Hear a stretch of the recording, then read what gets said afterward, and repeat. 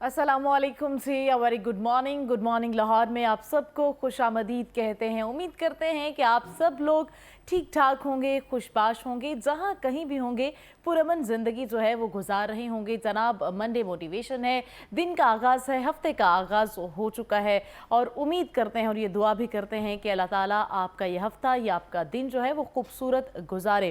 Programme का आगाज़ करते हैं, बात करते हैं मौसम की। तो जनाब मौसम जो है वो आज बहुत खूबसूरत है, बहुत सुहाना है। सुरमई बादल जो हैं वो छाए हुए हैं और कभी इम्कानात है कि बारिश भी होगी और आज रिमझिम के भी इम्कानात हैं, यालाबारी के भी इम्कानात हैं, यानी कि माह सयाम आने वाला है। और आज जो हैं कभी इम्कानात ज़ाहिर किए गए हैं क्योंकि खलीजी ममालिक में जो है वो आज रोज़ा है। कल इंशाअल्लाह ताला पाकिस्तान के अंदर भी जो जनाब रोज़ा होगा और रोज़े आने से पहले पहले, माह सयाम से पहले पहले जनाब मौसम जब खुशगवार हो जाता है तो आपके जो पहला अशरा है ख़ास तौर पर वो बहुत खूबसूरत गुजरता है, बड़ा ठंडा ठंडा, बड़ा मीठा मीठा जो है वो गुजरता है।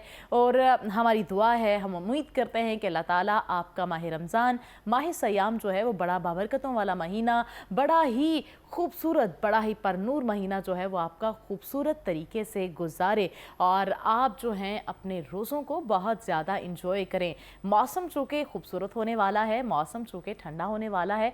वैसे भी आज के अगर मौसम की बात करें तो आज भी मौसम बहुत ज़्यादा ठंडा है। जिन लोगों ने अगर तो जैकेट्स वगैरह रखती थी, गर्म कपड़े रख दिए थे, तो वो थोड़ा सा वेट कर लें। थोड़े से मौसम जो है वो चेंज होने वाला है और इस मौसम की तब्दीली में आपको थोड़ी सी गर्म कपड़ों की ज़रूरत पड़ सकती है। लेकिन इसके साथ साथ आपने एहतियात का दामन जो है वो नहीं छोड़ना है क्योंकि जैसे ही मौसम बदलता है, जैसे ही मौसम के अंदर तब्दीलियाँ आती हैं तो मौसम जो है वो आपको जो है इफ़ेक्ट करता है, जिससे मौसमी बीमारियाँ जो हैं वो बहुत ज़्यादा बढ़ जाती हैं। तो जनाब आपने बहुत ज़्यादा केयर करनी है क्योंकि इलाज से बेहतर है परहेज़ और आपने ये बहुत ज़्यादा केयर करनी है। जनाब प्रोग्राम का आगाज़ जो है चूँकि हो चुका है, वेदर की बात भी हो चुकी है। बात करते हैं टॉप स्टोरीज़ के हवाले से।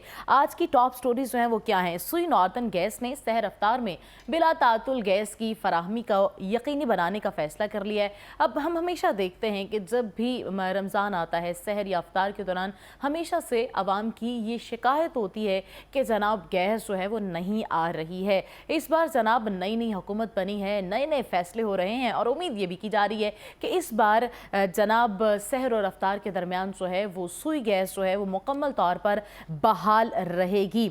बात करें सहर अफ्तार के औकात में बिला तातुल गैस की तो जनाब आपको फराहम की जाएगी। इसके औकात कार की अगर बात करें तो रात 2:30 से सुबह 8 बजे तक गैस की फराहमी की जाएगी, जबकि अफ्तारी के लिए दोपहर 3 से रात 10 बजे तक बिला तातुल गैस जो है वो जनाब फराहम की जाएगी। तर्जमान का कहना है कि गैस प्रेशर के मसाइल के हल के लिए मॉनिटरिंग टीमें बनाने का भी ऐलान किया गया है कि जैसे ही प्रेशर जो है चूँकि ज़्यादा हो जाता है, हर इंसान ने, हर मुसलमान ने जो है वो सहरी भी करनी है, अफ्तार भी करना है और उस टाइम पे प्रेशर जो है वो बहुत ज़्यादा होता है। तो उन्होंने कहा है कि जी इस बार मॉनिटरिंग के लिए हमने टीमें तश्कील दे दी हैं और गैस कंपनी ने सुबह सिंध और बलूचिस्तान में भी रमज़ान मुबारक के लिए गैस शेड्यूल का ऐलान किया था, जिसके तहत सहरी में सुबह 3 बजे तक, सुबह 9 बजे तक, सुबह 3 से सुबह 9 बजे तक जो है वो गैस दस्तयाब होगी, जबकि अफ्तार के लिए दोपहर 3 बजे तक, रात 10 बजे तक जो है वो गैस की सप्लाई को बेहतर बनाया जाएगा और गैस जो है वो आपको बिला तातुल फराहम की जाएगी। और उम्मीद है जनाब इस बार जो है वो गैस की किसी को कोई शिकायत ना हो। अगर गैस के साथ साथ बिजली के बारे में भी ये यकीनी बनाया गया है कि सहर और अफ्तार के दौरान जो है वो आपको बिजली बिला तातुल फराहम की जाएगी। हमारी नेक्स्ट टॉप स्टोरी जो है वो है कि इंग्लैंड के जेम्स एंडरसन ने तारीख रकम कर दी है। 700 विकेटें लेने वाले पहले फास्ट बॉलर बन गए हैं। जनाब इंग्लैंड के फास्ट बॉलर जेम्स एंडरसन ने तारीख रकम कर दी है कि वो 700 विकेटें हासिल करने वाले पहले फास्ट बॉलर बन गए हैं। 41 साला जेम्स एंडरसन ने भारत के खिलाफ 5 टेस्ट के तीसरे रोज संगे मील उबूर कर लिया है। इंग्लिश फास्ट बॉलर ने भारत के कुलदीप यादव को आउट करके 7 विकेटें जनाब हासिल कर ली हैं। जेम्स एंडरसन टेस्ट के क्रिकेट में 700 से ज़ायद विकेटें हासिल करने वाले तीसरे बॉलर्स भी बन गए हैं। इससे पहले भी स्पिनर मिथाल मुरलीधरन ने 800 जबकि शेन वॉरेन ने 708 विकेटें हैं हासिल की हैं। तारीख़ है, क्रिकेट का तारीख़ है जो बदलती रहती है, लेकिन कुछ लोग जो होते हैं वो ऐसा काम कर जाते हैं, ऐसी तारीख़ रकम कर जाते हैं कि वो साल हर साल जो हैं वो सदियों उनको याद रखा जाता है। हमारी नेक्स्ट टॉप स्टोरी की जानिब बढ़ते हैं और आपको बताते हैं कि 838 सेकंड तक सर से 2 गुब्बारे हवा में उछालने का अनोखा रिकॉर्ड जनाब तैयार हो चुका है। क्या आप कर सकते हैं? वैसे करके ट्राई ज़रूर कीजिएगा कि आप 1 मिनट तक कर सकते हैं। इन्होंने तो 838 सेकंड तक जो है वो किया है। सबसे ज़्यादा गिनीज वर्ल्ड रिकॉर्ड बनाने का आज़म रखने वाले अमरीकी शहरी ने तवील मुद्दत तक सर से 2 गुब्बारों को हवा में उछालने का रिकॉर्ड जो है वो दोबारा अपने नाम कर लिया है। दोबारा से मुराद यह है कि इन्होंने पहले भी ये रिकॉर्ड अपने नाम किया हुआ है। अमरीकी रियासत आईडी हाउस से ताल्लुक़ रखने वाले डेविड रेश ने पहली बार ये रिकॉर्ड 2018 में बनाया था। अब 2024 में दोबारा जनाब उनका रिकॉर्ड बन चुका है। 2019 में एक शख्स ने 6 मिनट और 34 सेकंड तक 2 गुब्बारों को हवा में उछालकर ये रिकॉर्ड उनसे छीन लिया था, लेकिन डेविड ने 13 मिनट और 58 सेकंड तक ये कारनामा सरअंजाम देकर रिकॉर्ड दोबारा अपने नाम कर लिया। पहले 2018 में और उसके बाद जनाब 2024 में दोबारा रिकॉर्ड जो है जनाब अपने नाम कर लिया। उनको इस तरह के मामलात में काफ़ी महारत भी हासिल है। जनाब प्रोग्राम के अंदर जो है वो इसी तरह बातों का डिस्कशन का सिलसिला जो है वो इसी तरह जारी रहेगा। अभी वक्त तो है ब्रेक का। ब्रेक के बाद हाजिर होंगे अपने मेहमान के साथ।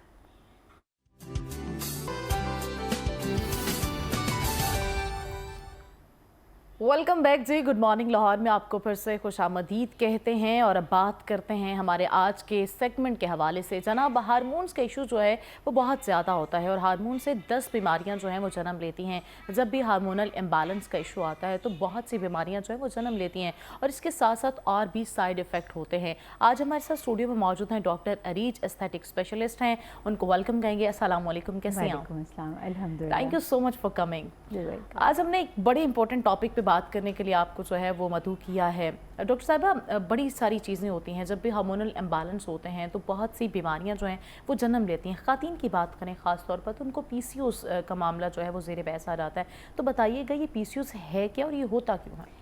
बेसिकली जिसको पॉलीसिस्टिक ओवरी सिंड्रोम कहते हैं, इसकी जो कॉज है exact cause is unknown up till now, लेकिन इसमें जो ज़्यादातर भी फैक्टर्स जो आप रिसर्च हैं उसमें ये कि आपकी इनहेरिटेंस है, प्लस जिनमें डायबिटीज़ 2 जो टाइप 2 है वो होने के चांसेस होते हैं, उनमें पॉलीसिस्टिक ओवरीज़ के बहुत ज़्यादा चांसेस बढ़ जाते हैं। अच्छा, इसमें मेनली होता ये कि आपका जो एंड्रोजन एक हार्मोन है उसकी अमाउंट ज़रा ज़्यादा हो जाती है। उसकी वजह से, क्योंकि हार्मोनल इम्बैलेंस है, वो मेल हार्मोन है, तो उसकी वजह से ख़वातीन में आमतौर पे बहुत सारे मसाइल, काफ़ी सारी चीज़ें एसोसिएट हो जाती हैं इसके साथ। अनफॉर्चुनेटली अप्रॉक्सीमेटली आपकी 70% जो आबादी है ख़वातीन की वो इससे इफ़ेक्टेड होती है। अब एक तो वजह ये भी आ रही है क्योंकि हम जो भी खुराक खा रहे हैं, हम ये नहीं कह सकते कि जी आप बाहर का खाना खा रहे हैं, इसलिए अनफॉर्चुनेटली जो आप घर के अंदर भी जो भी खुराक ले रहे हैं वो सब भी हार्मोन इंड्यूस्ड है। चाहे आप चिकन लें, चाहे आप मटन लें, चाहे आप बीफ लें, आप अगर वेजिटेबल्स या फ्रूट्स भी ले रहे हैं तो उन सब के ऊपर भी पेस्टिसाइड्स लगे हुए हैं। आप अगर दालें भी खा रहे हैं तो वो भी फर्टिलाइज़र्स की हैं। तो अल्टीमेटली ज़ाहिर है कि आपके अंदर जाती हैं और उसके बाद ये इस तरह के प्रॉब्लम्स को क्रिएट करती हैं। इसके साथ कौन कौन सी ऐसी चीज़ें हैं, सिम्टम्स इसके क्या हैं जिसकी वजह से हम ये कहते हैं कि जी अच्छा हम इस कैटेगरी के अंडर उस बच्ची को या उस खातून को हम कहते हैं कि जी आपको ये प्रॉब्लम है। एक तो उनके जो पीरियड्स हैं वो इरेगुलर होना शुरू हो जाते हैं, इधर दे वुड बी स्किप्ड, यानी कि उनमें वक्फा बहुत ज़्यादा हो जाएगा, या बहुत ज़्यादा हैवी ब्लीडिंग के साथ बच्चियां रिपोर्ट कर रही होती हैं। प्लस एक्नी ऐसी बच्चियों के अंदर बहुत ज़्यादा होना शुरू हो जाती है।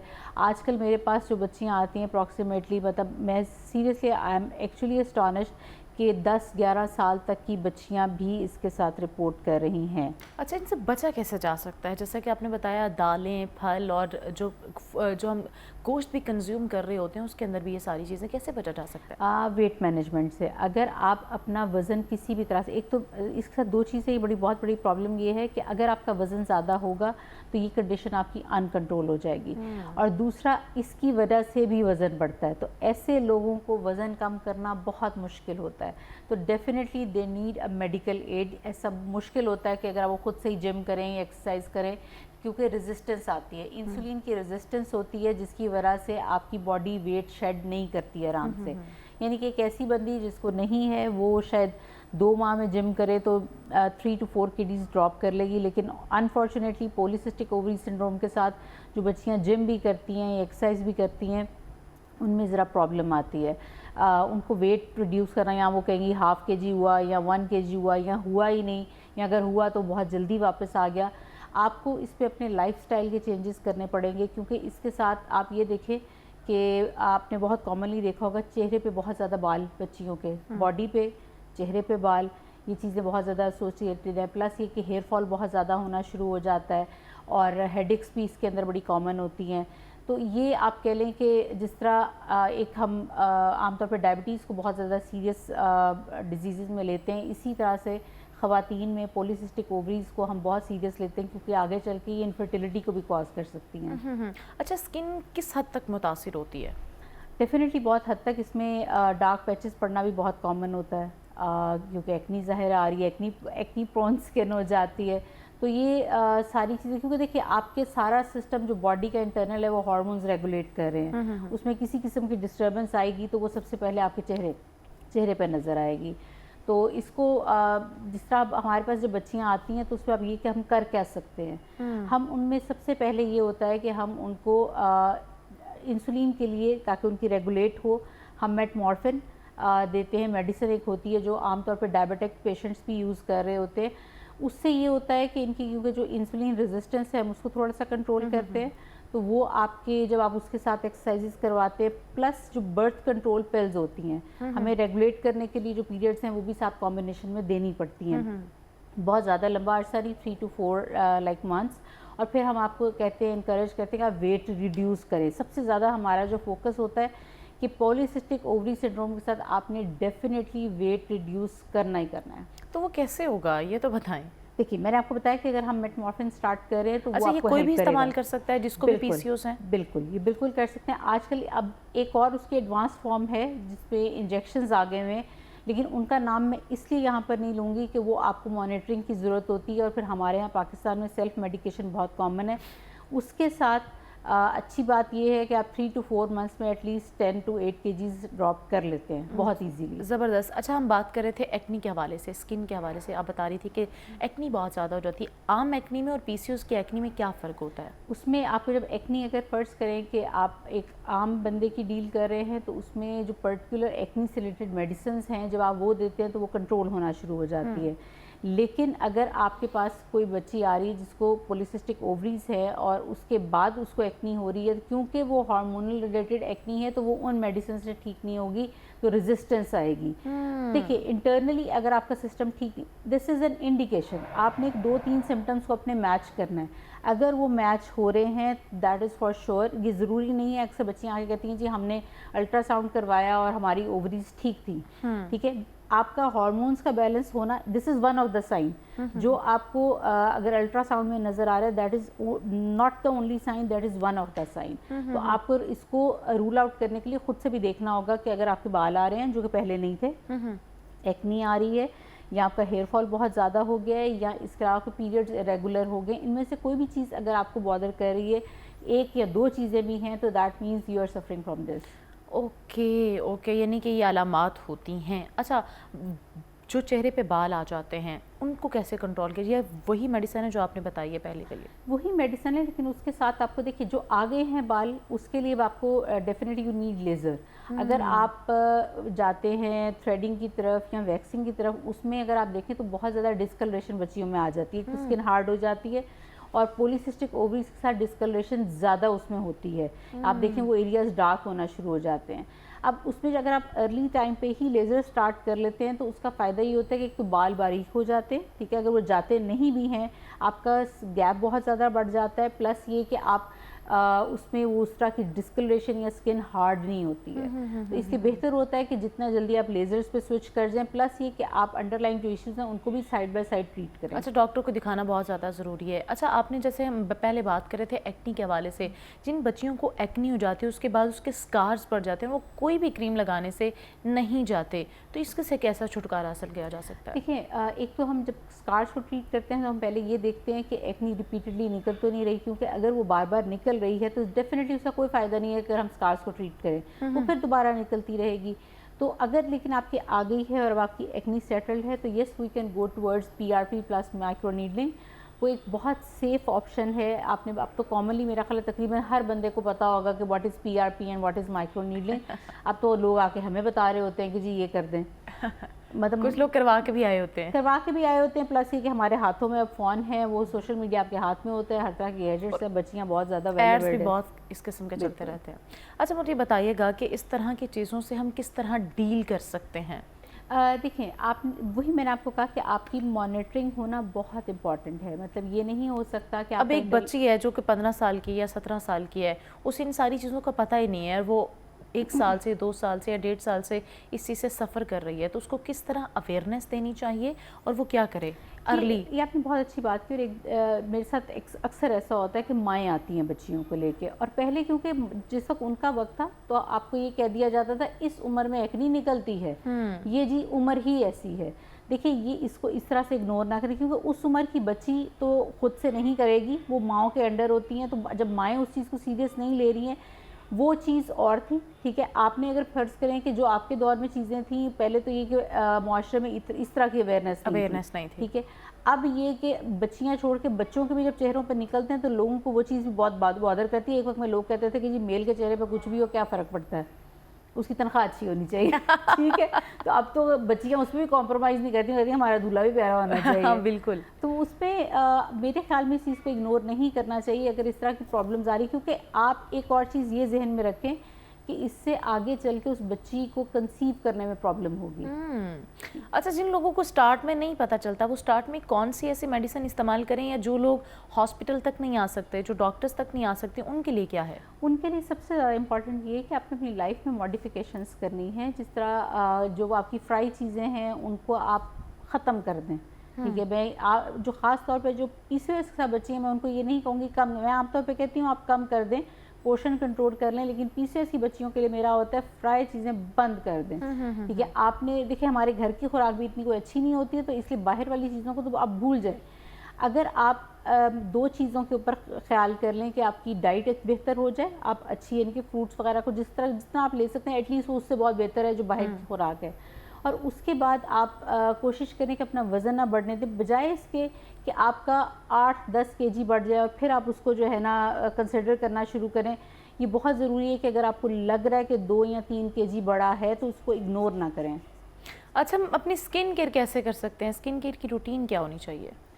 کیونکہ جس وقت آپ اگر اس سے PCOS سے ریلیٹڈ بات کریں یا ویسے بھی بات کریں, تو اب آگے جو موسم آ رہا ہے اس کے اندر ظاہر ہے کہ ایک دم سے یہ ہوگا کہ اسکن آئلی ہونا شروع ہو جائیں گی, ٹھیک ہے. کیونکہ جب ٹرانزیشن ہوتی ہے کسی بھی موسم سے کسی بھی موسم کی طرف, تو وہ اپنے ساتھ ایک تبدیلی لے کر آ رہی ہوتی ہے, اور آپ نے اس میں اپنی جو بھی ہوم کیئر پروڈکٹس ہیں ان کو چینج کرنا ہوتا ہے, اسی طرح سے شفٹ کرنا ہوتا ہے. جس طرح ابھی آپ کی چیزیں چل رہی تھی آئل بیسڈ, ٹھیک ہے, اب آپ شفٹ کر جائیں گے سیبم کنٹرول چیزوں پہ. یا آپ نے یہ دیکھا سن بلاک از اے مسٹ, آپ نے جو سن بلاک اگر آپ کو لگ رہا ہے آپ کی آئلی اسکن ہے تو وہ سیبم کنٹرول پہ لے آئیں, آپ موئسچرائزر واٹر بیس پہ لے آئیں, آپ آئلی بیس کو چھوڑ دیں گے.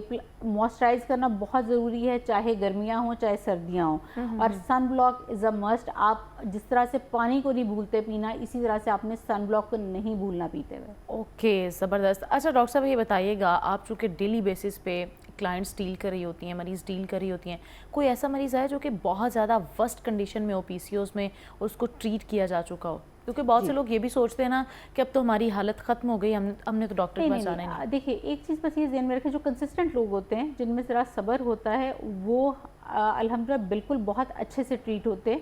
میرے پاس مجھے ابھی بھی یاد ہے, کیونکہ وہ بچی کا کیس کچھ اس طرح تھا کہ وہ بہت جگہوں سے مایوس ہو کر آئی ہوئی تھی. پلس یہ کہ وہ تھوڑا سا یہ کہ اس کا اپنی صحت اس لیے بھی نگلیکٹڈ تھی کہ اس کی mother was a cancer patient, اور وہ ان کا خیال کرتی تھی. تو اس ٹائم پہ وہ اس نے اپنی صحت کو بالکل, ظاہر ہے وہ آپ کے جب پیرنٹس کا ایسا کچھ ہو تو آپ دھیان اپنے اوپر دے بھی نہیں سکتے. اس کی بڑی بہن مجھے لے کر آئی تھی, باقی سب میرڈ تھے, وہ بچی چھوٹی تھی, اور انہوں نے کہا ہمارے گھر کی سب سے لاڈلی بیٹی ہے, لیکن یہ کہ اس کے چہرے کا یہ مسئلہ اور اس وجہ سے رشتوں کا ہمیں پرابلم ہو رہی ہے.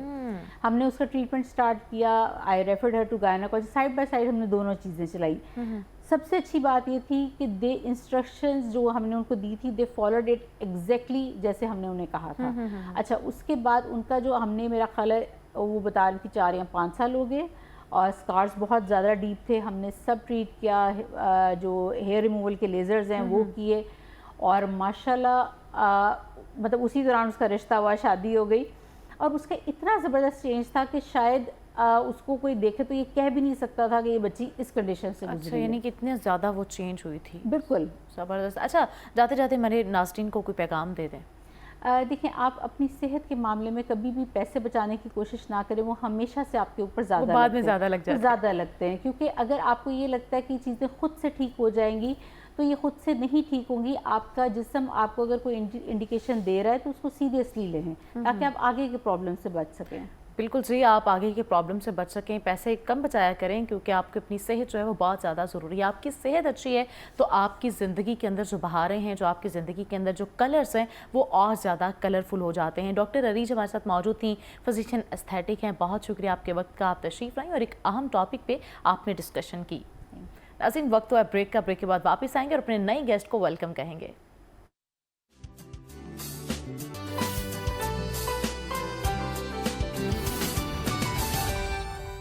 वेलकम बैक जी। गुड मॉर्निंग लाहौर में आपको एक बार फिर से खुशामदीद कहेंगे और अब प्रोग्राम में हम बात करेंगे सेल्स के हवाले से। जब भी कोई प्रोडक्ट हम देखते हैं तो उसको सेल्स करने की बहुत ज़्यादा ज़रूरत होती है। फॉर एग्जांपल, हमारी अपनी एक कंपनी है, हमने उसमें एक प्रोडक्ट जो है वो बनाई है, तो उसको बेचना किस तरह है, तो ये चीज़ें बहुत ज़्यादा ज़रूरी होती है। मार्केटिंग स्किल्स जो हैं वो किस तरह आनी चाहिए और मार्केटिंग स्ट्रैटेजी जो है वो मार्केटिंग की जो चीज़ें हैं वो कितनी ज़्यादा ज़रूरी होती हैं किसी भी प्रोडक्ट को सेल करने के लिए। तो जनाब हमारे साथ स्टूडियो में मौजूद हैं राव अब्दुल गफ़ार साहब, जो कि मास्टर सेल्स ट्रेनर हैं, उसके साथ साथ मोटिवेशनल स्पीकर हैं।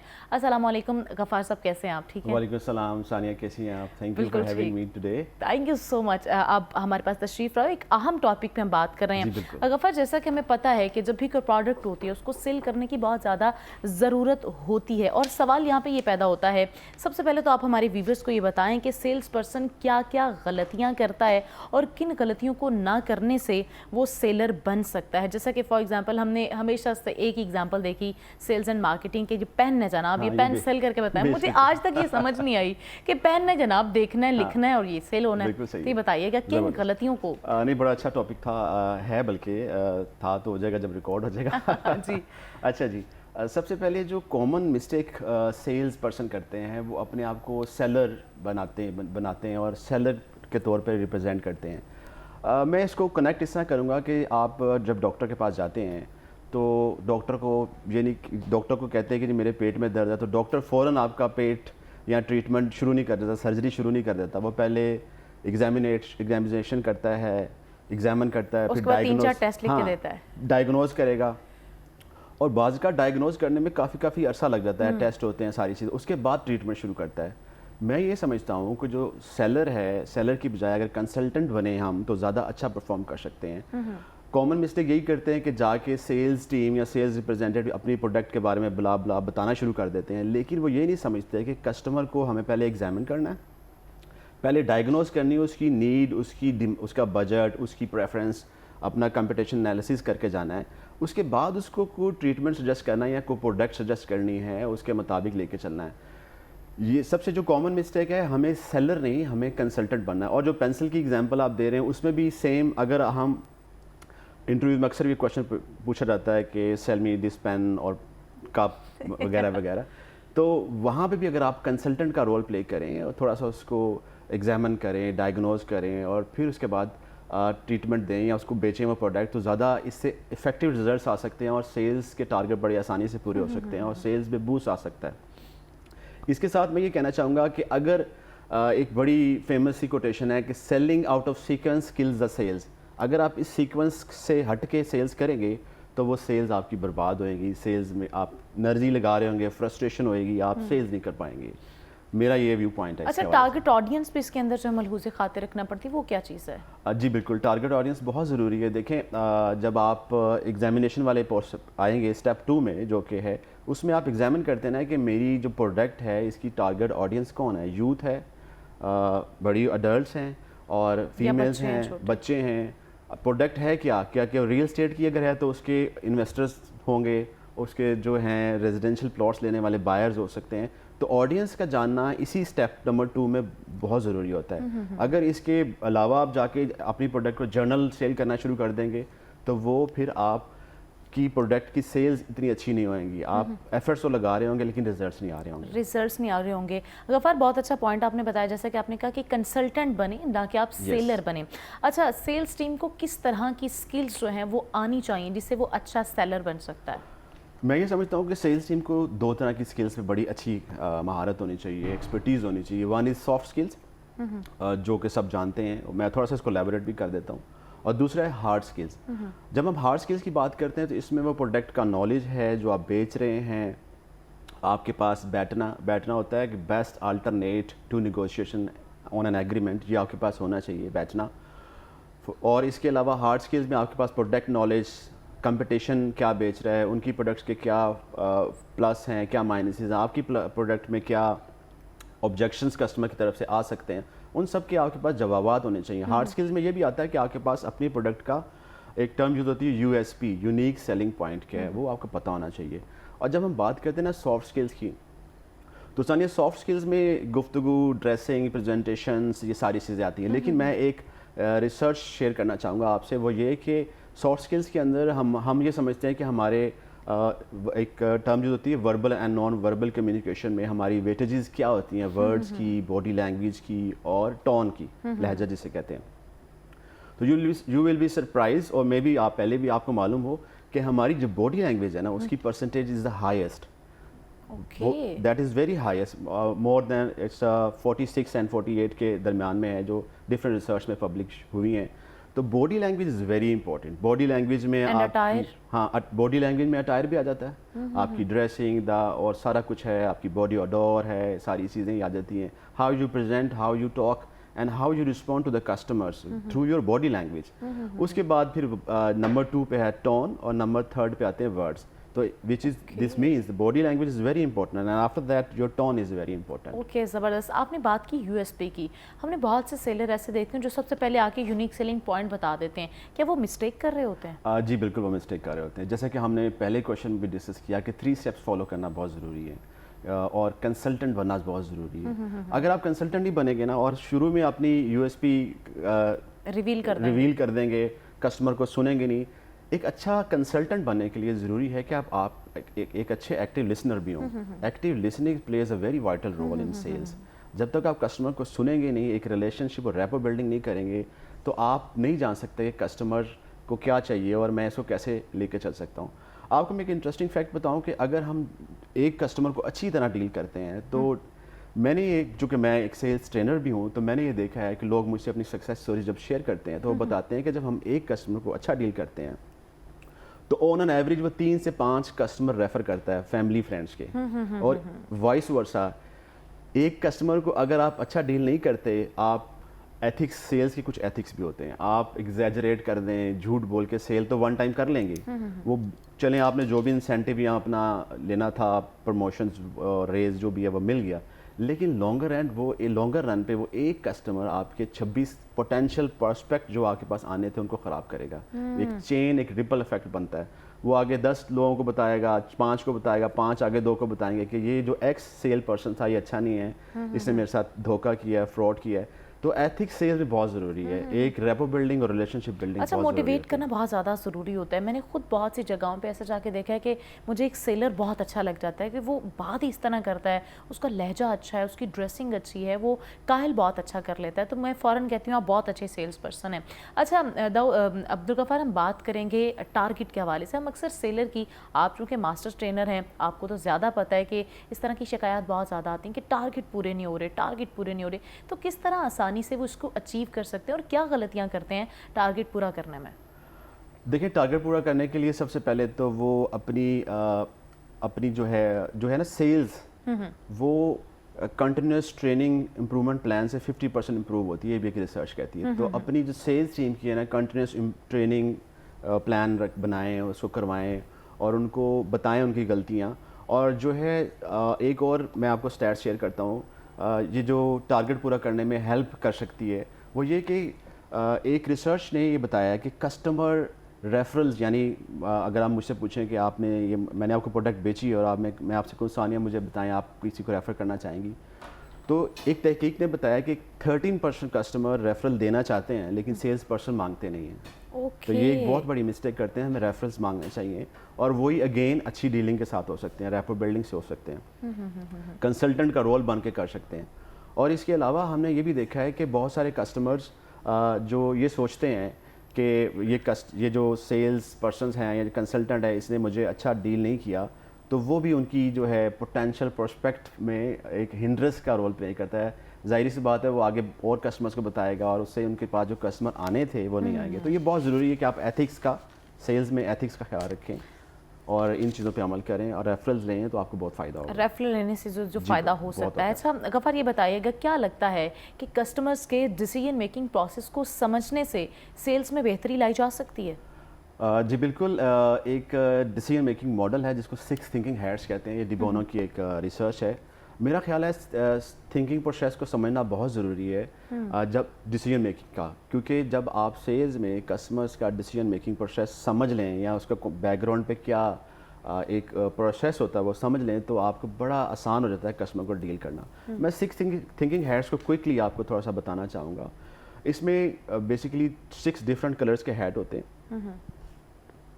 اس میں کسٹمر یہ ایزیوم کرتا ہے یا اس ٹیکنیک میں ہوتا ہے یہ کہ آپ ایزیوم کرتے ہیں کہ آپ اس ہیڈ کو پہن کے سوچتے ہیں. فار ایگزامپل اگر ہم بلیک ہیڈ کی بات کریں تو بلیک ہیڈ جب آپ پہن کے فرض کریں گے آپ نے پہنا اور وہ سوچ رہے ہیں تو اس میں آپ نیگیٹو چیزیں سوچیں گے اس پروڈکٹ کے بارے میں, وہ جو بھی لینا چاہ رہے ہیں آپ کہ یار اگر میں نے لیا تو میرا پیسہ ڈوب جائے گا, یہ پروڈکٹ سے مجھے نقصان ہو سکتا ہے, یہ تو اچھی نہیں ہے. تو اس میں نیگیٹو چیزیں سوچتے ہیں. اگر ہم بات کریں ریڈ ہیڈ کی تو ریڈ ہیڈ میں ہم ریڈ چونکہ ایموشنس کے ساتھ لنک ہے تو اس میں ہم ایموشنل ہو کے سوچتے ہیں میری فیملی کو کیا فائدہ ہوگا. اگر ہم بات کریں کسی ہاؤسنگ سوسائٹی میں پلاٹ لینا ہے تو آپ ایموشن سے کیا سوچیں گے, اس میں سیکیورٹی کے کیا انتظامات ہیں, میرے بچوں کے لیے اسکول کتنا دور ہوگا, ہاسپٹل کتنا, تو ایموشنل ہو کے آپ سوچیں گے, ڈیسیجن لیں گے. ریڈ کلر ویسے بھی الارمنگ کلر ہوتا ہے. ایگزیکٹلی.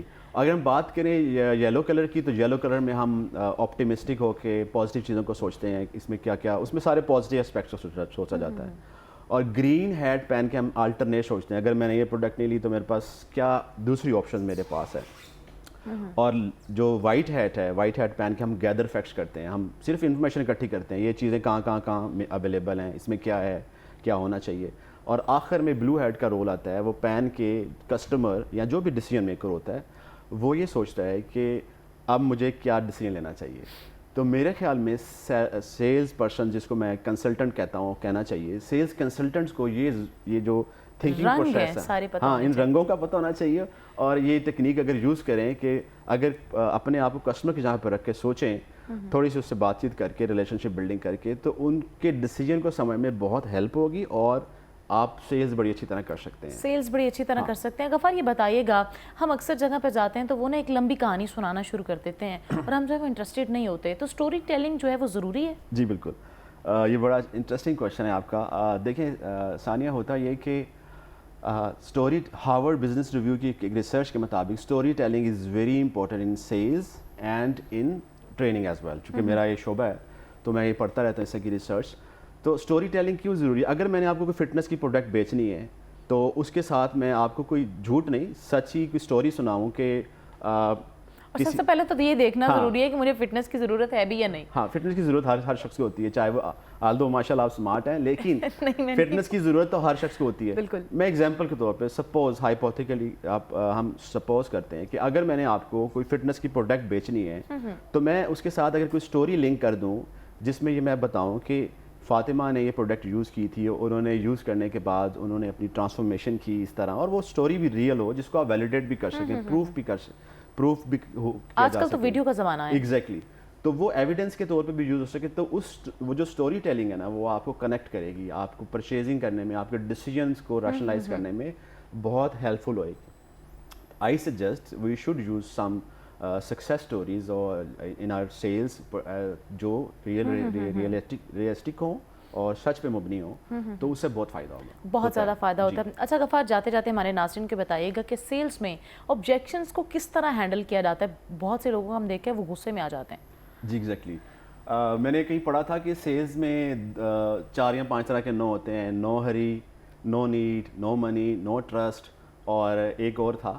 تو مطلب اس طرح کی چیزیں ہیں جیسا کہ آبجیکشنس جسے کہا جاتا ہے. تو ان آبجیکشنس کو حل کرنے کا جو بہترین طریقہ ہوتا ہے, نمبر 1 وہ ہوتا ہے ایکٹیو لسننگ. آپ غور سے تحمل سے کسٹمر کی بات سنیں. हो सकता है कि प्रोडक्ट में भी कोई ऐसे मसाइल हों या इश्यूज़ हों जो कस्टमर ठीक कह रहा है वो ठीक है, उसको आप ये नहीं कह सकते कि नहीं है, आप सुन लें। और अगर आपको लगता है कि कंपटीशन इससे अच्छी सर्विसेज दे रहा है तो आप उसका फीडबैक नोट कर लें और उसको अपनी प्रोडक्ट को इम्प्रूव करें। नंबर 1, ये इस ऑब्जेक्शन को ना हल करने से ना सिर्फ आप उस कस्टमर का फीडबैक नोट करने से आप फ्यूचर में जो प्रोडक्ट्स जो सेल्स आपकी ज़ाया होने से उसको बचा सकते हैं। और दूसरा एक चीज़ जो होती है जिसको बैठना कहते हैं, जो कि मैंने शुरू में भी बताया कि best alternate for negotiation to an agreement, आपको पता होना चाहिए कि आपके पास अल्टरनेट क्या है जो कस्टमर्स को दे के, या फॉर एग्जांपल कस्टमर कोई अफोर्ड नहीं कर सकता प्रोडक्ट, उसकी प्राइस बहुत ज़्यादा है, तो maybe you can offer instalments और कुछ उसको सेटिस्फेक्शन के लिए उसको बाय बैक के बाद आफ्टर सेल सर्विसेज हैं जिसमें आप रिप्लेसमेंट पॉलिसीज, ये सारी पॉलिसीज उसका ट्रस्ट बिल्ड करने के लिए की जाती हैं। तो वो जो नो ट्रस्ट वाला एलिमेंट था जो मैंने कहा था, नोज होते हैं, उसको एड्रेस करने के लिए, आप इन ऑब्जेक्शंस को हैंडल करने के लिए आपके पास ये टूल्स भी होने चाहिए, आप एक अच्छे एक्टिव लिसनर भी हों, और इन चीज़ों पे अमल जब करेंगे, आप प्रैक्टिस करेंगे, तो आपकी सेल्स जो ऑब्जेक्शंस हैं फ्यूचर में, अगर अभी हो गई है तो फ्यूचर में उसको आप उसका सोल्यूशन ला सकते हैं और कस्टमर्स को आप बहुत अच्छी सेल्स कर सकते हैं। बहुत अच्छी सेल कर सकते हैं। गफ़ार, जाते जाते हमारे जो न्यू लिसनर हैं, न्यू सेलर्स हैं ख़ास तौर पर, उनको एक नसीहत कर दें वन लाइनर। हाँ जी बिल्कुल, मैं ये कहना चाहूँगा कि जैसा कि हमें शुरू में कहा कि एक अच्छा सेलर ना बने, एक अच्छा कंसल्टेंट बने। जब आप कंसल्टेंट बनते हैं तो आप एक सेल नहीं करते, आप जब एक अच्छी तरह सेल करते हैं तो वो कस्टमर फैमिली और फ्रेंड्स में आपको रेफ़र करता है। उससे होता ये है कि आपकी सेल्स, आपकी एक कस्टमर पे एफर्ट करने से जो सेल्स आती है वो आपका एम्बेसडर बन जाता है। तो ये बहुत ज़रूरी है कि आप अपनी सेल्स में एक कंसल्टेंट की अप्रोच रखें। वो कंसल्टेंट की अप्रोच क्या है, जिसको मैं दोबारा रिपीट कर देता हूँ, कि आप 3 स्टेप को फॉलो करें। जिस तरह डॉक्टर एग्जामिनेशन करता है, फिर डायग्नोज करता है और आखिर में आपको ट्रीटमेंट देता है, तो जब आप इन 3 स्टेप्स को एज ए कंसल्टेंट बन के सेल्स के माइंडसेट से करेंगे तो आपको बहुत फ़ायदा होगा और आपको कम एफर्ट्स में बहुत अच्छे रिजल्ट्स मिलेंगे। यही मेरी टिप होगी। कम एफर्ट में बहुत अच्छे रिजल्ट्स जो हैं वो मिल जाएंगे। एक सेलर को, ख़ास तौर पर सेलर से बेहतर है कि वो एक क्लाइंट सिर्फ कम मुद्दत में बनाने से बेहतर है कि उसको लाइफ टाइम एम्बेसडर बना ले। राव अब्दुल गफ़ार हमारे साथ मौजूद थे, जो कि सेल्स ट्रेनर है, मास्टर ट्रेनर है, मोटिवेशनल स्पीकर है। थैंक यू सो मच, आप हमारे पास तशरीफ़ लाए, अच्छे टॉपिक पे हमने बात की। जनाब, यहाँ पे वक्त तो है ब्रेक का, ब्रेक के बाद वापस आएंगे और अपने नए मेहमान को वेलकम कहेंगे।